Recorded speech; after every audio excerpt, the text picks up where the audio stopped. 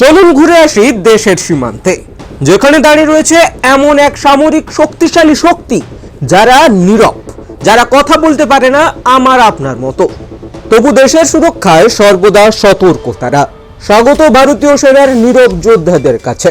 ভারতীয় সেনাবাহিনী বলতে আমরা সাধারণত আধুনিক অস্ত্রভান্ডার, আধুনিক প্রযুক্তি এবং সুসংগঠিত সৈনিকদের কথাই ভাবি, কিন্তু এই দৃশ্যমান শক্তির আড়ালেই রয়েছে এক বিশেষ দল নীরব যোদ্ধা। তারা কথা বলতে পারে না, তবু দেশের নিরাপত্তায় তাদের অবদান অপরিসীম।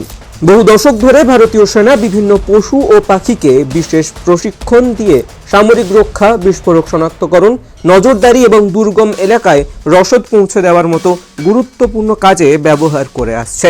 সেনার সবচেয়ে বিশ্বস্ত সঙ্গী কুকুর।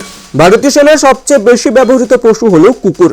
ল্যাব্রাডর, জার্মান শেপার্ড, বেলজিয়ান ম্যালিনোইস, এসব কুকুর বিশেষ প্রশিক্ষণ পেয়ে বিস্ফোরক শনাক্তকরণ, সন্ত্রাসবাদ বিরোধী অভিযান, অনুপ্রবেশকারীর খোঁজ এবং উদ্ধার কাজে অংশ নেয়। মানুষের তুলনায় তাদের ঘ্রাণশক্তি অনেক গুণ বেশি, ফলে সীমান্তে সন্দেহজনক কার্যকলাপ চিহ্নিত করতে তারা অত্যন্ত কার্যকর। অনেক সময় এই কুকুররা নিজের প্রাণ বাজি রেখে সৈনিকদের জীবনও বাঁচিয়েছে। এরপর আসছে উঁচু পাহাড়ে সব থেকে ভরসাযোগ্য প্রাণী ঘোড়া এবং খচ্চর। লাদাখ, সিয়াচেন বা উত্তর পূর্ব ভারতের দুর্গম পাহাড়ি অঞ্চলে যানবাহন পৌঁছতে না পারলে ঘোড়া ও খচ্চর সেনার রসদ, গোলাবারুদ এবং প্রয়োজনীয় সরঞ্জাম পৌঁছে দেয়। ভারতীয় সেনা রিমাউন্ট অ্যান্ড ভেটেরিনারি কর্পস এই পশুদের দেখভাল ও প্রশিক্ষণের দায়িত্বে রয়েছে। মরুভূমির যোদ্ধা উট। রাজস্থানের মরুভূমি ও ভারত পাক সীমান্তে উটের ব্যবহার এখনও গুরুত্বপূর্ণ। দীর্ঘ সময় ধরে জল ছাড়াই চলার ক্ষমতা এবং বালির উপর সহজে হাঁটার সুবিধার কারণে উট সীমান্তে টহলদারি ও নজরদারির কাজে নিখুঁত সহায়ক। তুষার মরুভূমির বিশেষ অস্ত্র ব্যাকট্রিয়ান উট।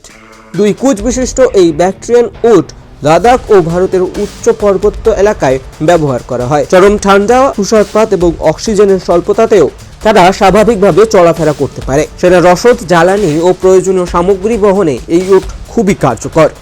এরপরে রয়েছে বার্তাবাহক পাখি পায়রা। যে যোগাযোগ ব্যবস্থা আধুনিক হলেও জরুরি পরিস্থিতিতে কবুতরকে বার্তাবাহক হিসেবে ব্যবহার করা হয়। প্রাকৃতিক বা যোগাযোগ বিচ্ছিন্ন অবস্থায় তাদের অবস্থান সত্যিই গুরুত্বপূর্ণ। আকাশ থেকে নজরদারি শিকারী পাখি। বাজ পাখি ও ঈগল ড্রোন শনাক্ত ও নজরদারির জন্য প্রশিক্ষণপ্রাপ্ত। কয়েক কিলোমিটার দূর থেকেও তারা ছোট বস্তু শনাক্ত করতে পারে। সাম্প্রতিক বছরগুলোতে সীমান্ত এলাকায় অবৈধ ড্রোন শনাক্ত ও ভূপাতিত করতে শিকারী পাখি ব্যবহার করা হয়েছে। আধুনিক প্রযুক্তির সঙ্গী রোবোটিক পশুর পাশাপাশি প্রকৃত প্রাণী। রোবোটিক কুকুরের আলোচনা থাকলেও প্রশিক্ষিত প্রকৃত পশু পাখি সেনার মানবিক ও কার্যকর শক্তি হিসেবে আজও অপরিহার্য। অবদান, স্বীকৃতি ও সম্মান। সেনায় কর্মরত পশুদের মেডিকেল কেয়ার, অবসর পরবর্তী আশ্রয় এবং সম্মান প্রদানের ব্যবস্থাও রয়েছে। অনেক সেনা কুকুর বা ঘোড়া মৃত্যুর পর সামরিক সম্মানও পেয়েছে। আনুগত্য এবং ত্যাগ। ভারতীয় সেনার শক্তি শুধু অস্ত্র বা প্রযুক্তিতে সীমাবদ্ধ নয়, মানুষের পাশাপাশি এই পশু পাখিরাও নিষ্ঠার সঙ্গে দেশের সুরক্ষায় কাজ করে। কথা বলতে না পারলেও তাদের সাহস, অনুগত্য এবং ত্যাগ ভারতীয় প্রতিরক্ষা ব্যবস্থার এক অবিচ্ছেদ্য অংশ। সীমান্তে যখন সৈনিক পাহারা দেন, তখন এই নীরব যোদ্ধারা পাশে দাঁড়িয়ে থাকে দেশ রক্ষার জন্য এক অনন্য সহযাত্রী হিসেবে। ব্যুরো রিপোর্ট, টাইমস নাও খবর।